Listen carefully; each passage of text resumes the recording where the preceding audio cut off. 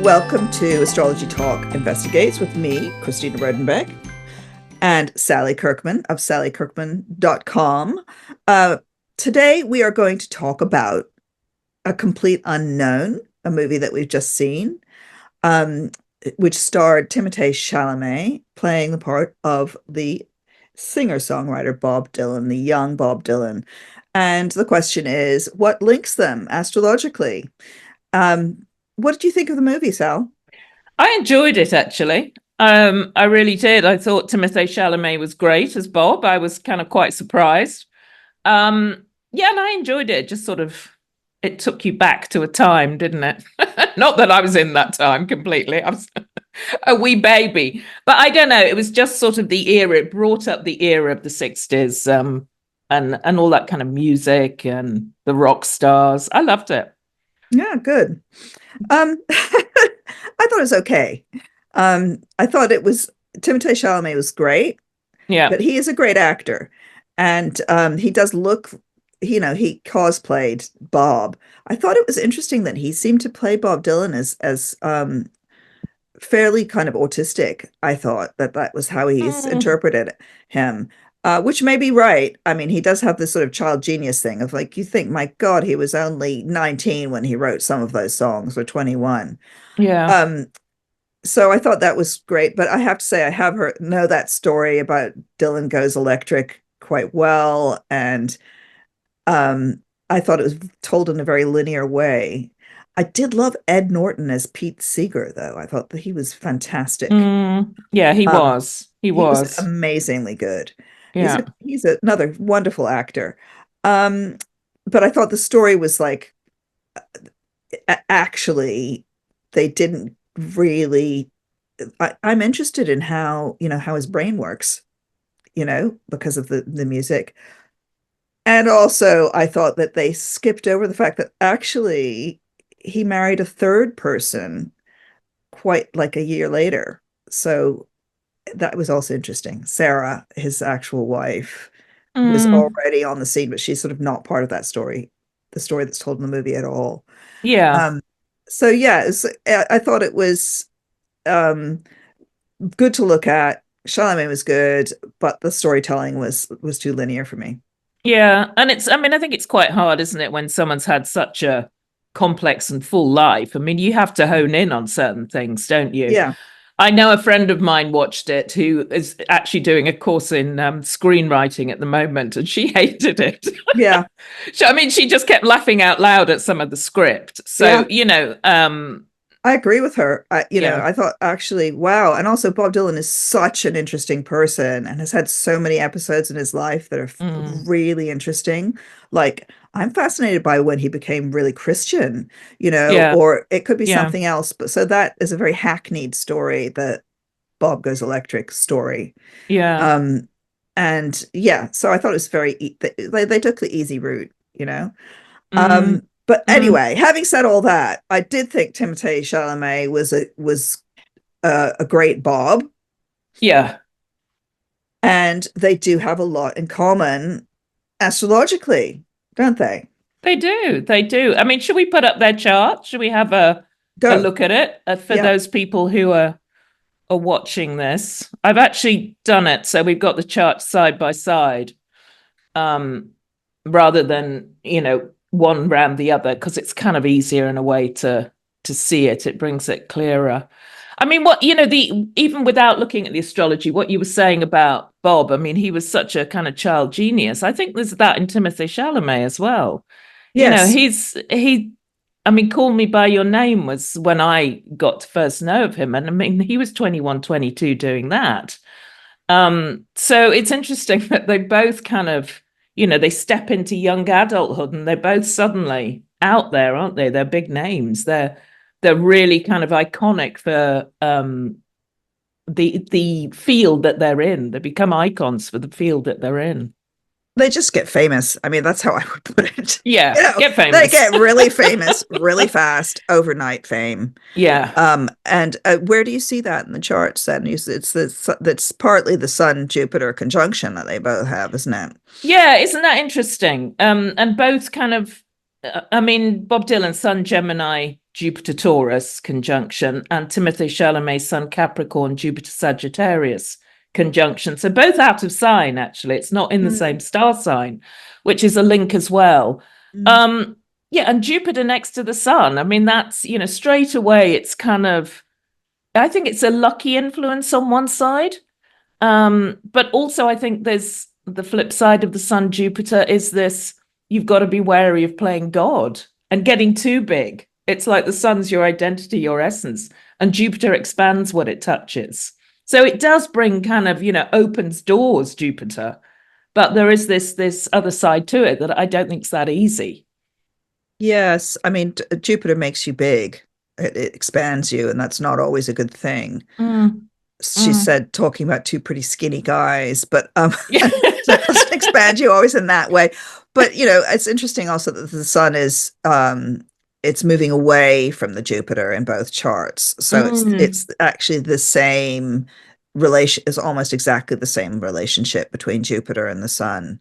mm, mm, But Dylan's son is in Gemini, and he is the classic troubadour, the singer-songwriter, which is Gemini. There are so mm, many singer-songwriters who have either got a lot of Gemini in their charts or have the sun in Gemini or the moon. So, or it's a very, and also he's got that rock and roll thing of the Venus on um 12 degrees of Gemini is kind of a rock and roll thing, degree.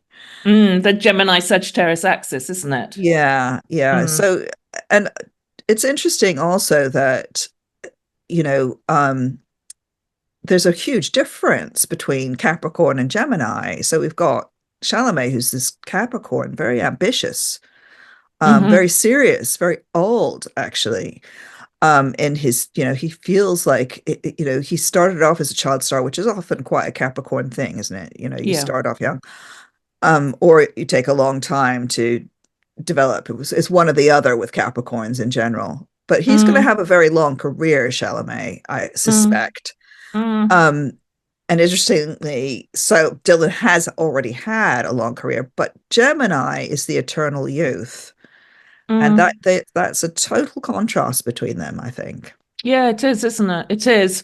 I mean, very different signs, but I mean, there's a couple of things. I like the fact that they've both got this stellium in Earth. I mean, Timothée Chalamet's got what, one, two, three, four, five planets in Capricorn. And Bob Dylan's had four planets in Taurus, including the moon. And interestingly, I mean, we have times of birth for both in the fifth house. I mean, it's Bob Mm, Dylan had he's got six children, so mm, there's. I often think there's the Jackson Five. There was kind of in Michael Jackson's chart. There was the five. You could see the five family there, the five planets. mm. So it makes you wonder if Timothée Chalamet is going to have a big family as well with all those planets in the fifth house. Yeah, As it's played out for Bob Dylan that way. So they've got these earthy stelliums, and Earth is it's the element that's lasting, isn't it? It's ongoing. It can keep continuing. So there's that common theme there between them. yeah, the persistence of Earth. And also, I mean, Bob has that Saturn conjunction, Yeah. which is again incredibly persistent.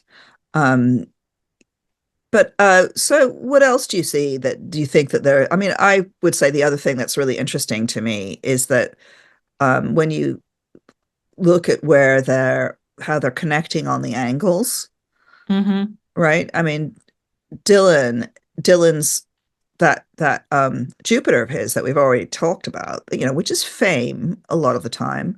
Mm. His Jupiter, and he has a Jupiter Uranus conjunction. So there's this sudden fame of Bob Dylan. It's like boom, it happened Yeah. overnight.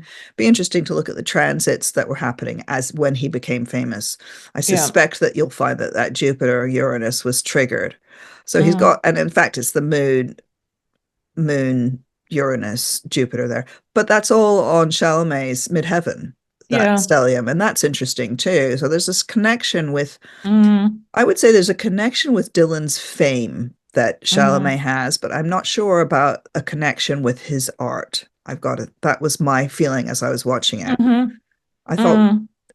there's an understanding of the actual difficulty of suddenly being famous and having fans and the whole Mm. thing of those crowds, but maybe not of the kind of mind. I'm not sure there's a connection of mind. What do you think? Yeah, that's interesting. I mean, the thing for me as well that I think links them is Mercury.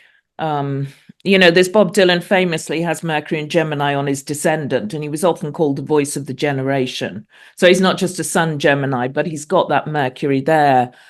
And that Mercury, one of the closest aspects it's make is a square to Neptune, which I think is the other planet for me that is it's about fame. So there's this square to Neptune. He's got this elevated Neptune.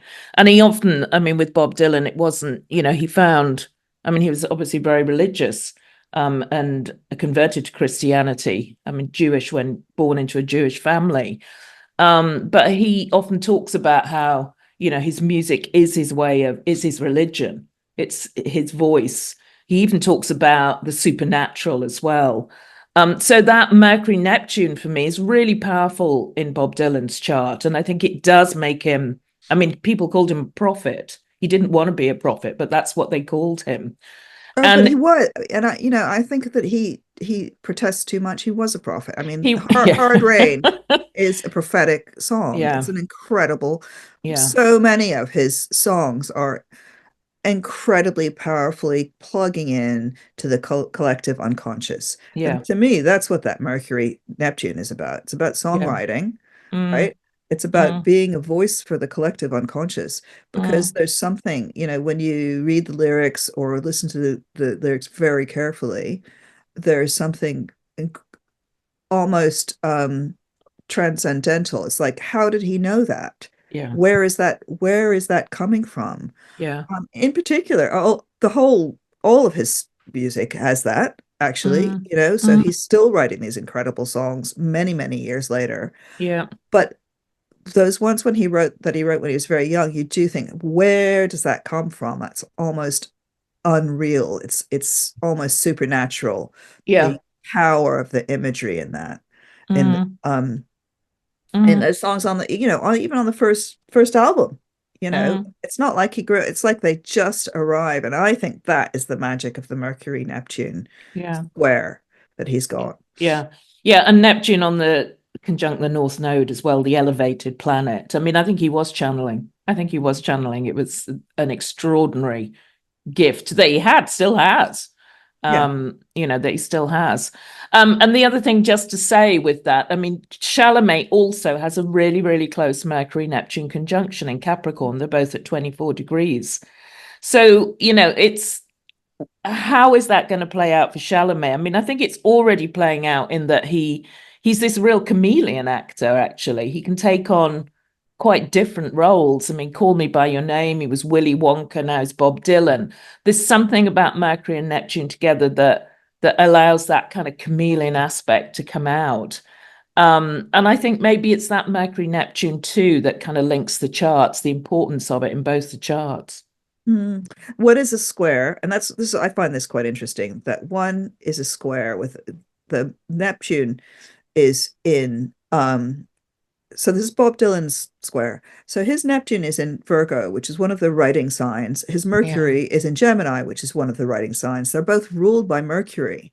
Okay. Yeah. So although it's a square, it's a Mercury ruled square. And it's one of these squares that works really well sometimes. We used to saying a square, right angle thing is like a hard aspect, but it's hard and dynamic. Chalamet's is a conjunction. So Mm, it's like he's just channeling that straight out, right? It just comes straight through him.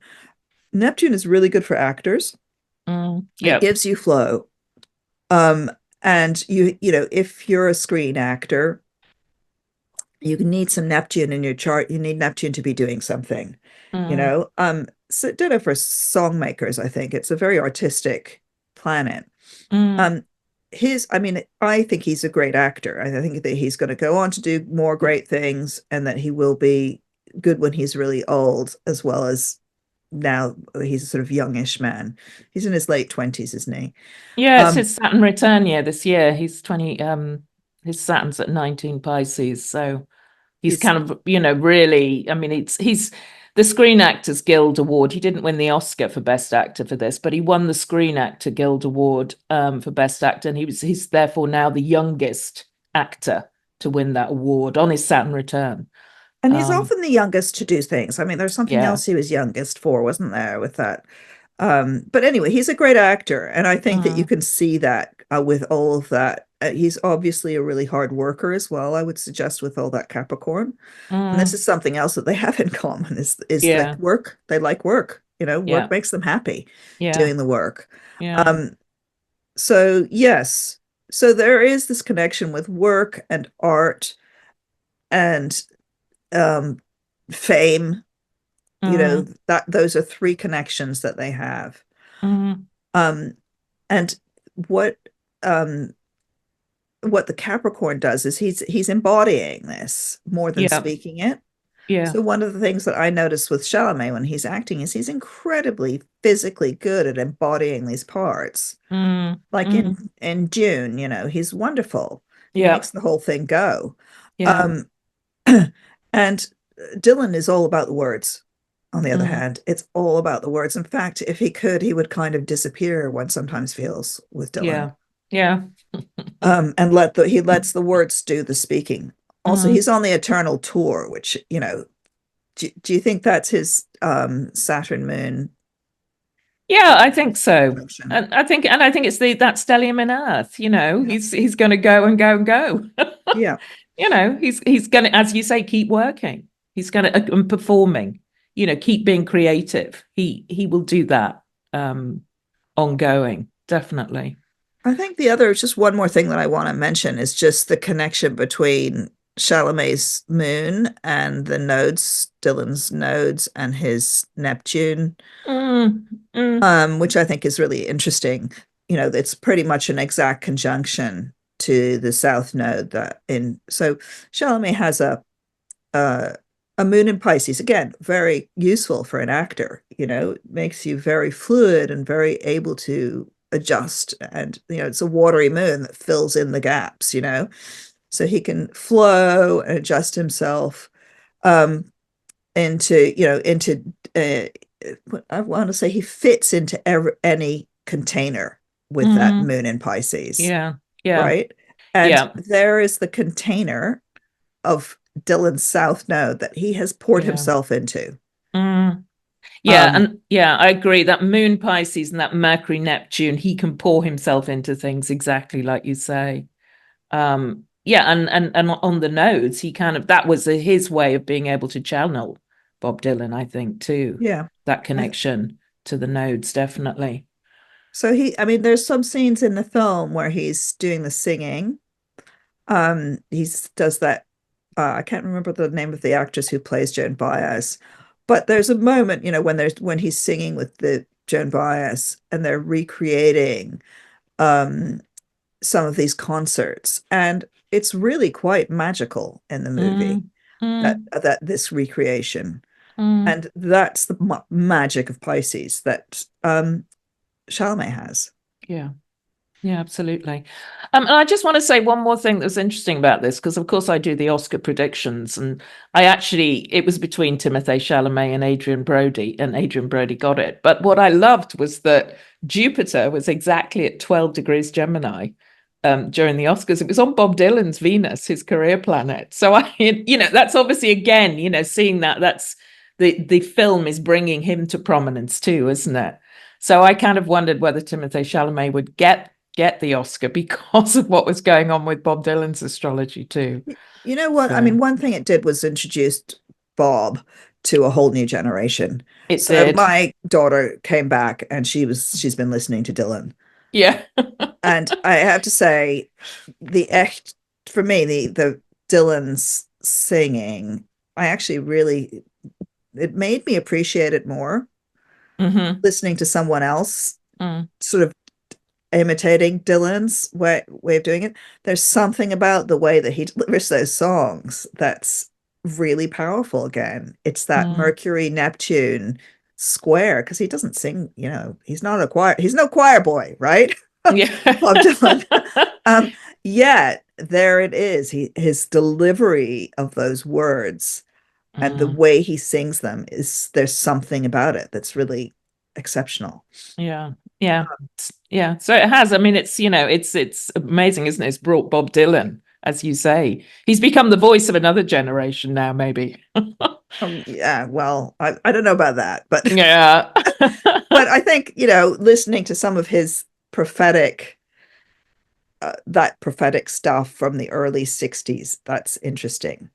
Because he becomes famous as Uranus and Pluto start to make that conjunction of the 60s, Yeah. which is a conjunction that is in Virgo, which is where his Neptune is. It's a conjunction that squares all of his Gemini stuff, and trines his Taurus stuff. So that conjunction is when Bob Dylan comes, when he Yeah. arrives.